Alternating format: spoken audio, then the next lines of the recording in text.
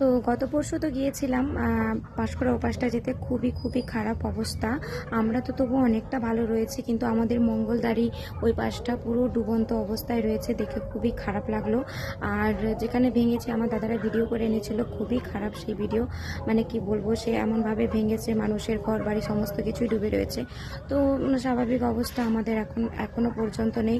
তো দেখতেই পাচ্ছ কারেন্ট তো নেই, তাও তোমাদের সঙ্গে ভিডিও করে সমস্ত কিছুটা আপডেট দিতে পারছি, যতটুকু পারছি আপডেট দিচ্ছি।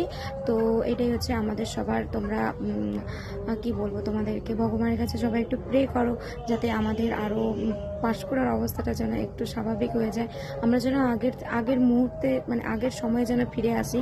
জানি না, মানে প্রচুর ক্ষতি হয়ে গেছে আমাদের ধান টান প্রচুর নষ্ট হয়ে গেছে, জানো তো, প্রচুর কষ্ট। মানে চোখে দেখতে পারবো না। বাবা আজকে মাঠে গিয়েছিল, খুব কষ্ট হচ্ছে। এখানে তবু তো আমাদের ধান তো পুরো ডুবেই রয়েছে, আমাদের সে বাড়িরও ধান ডুবে রয়েছে।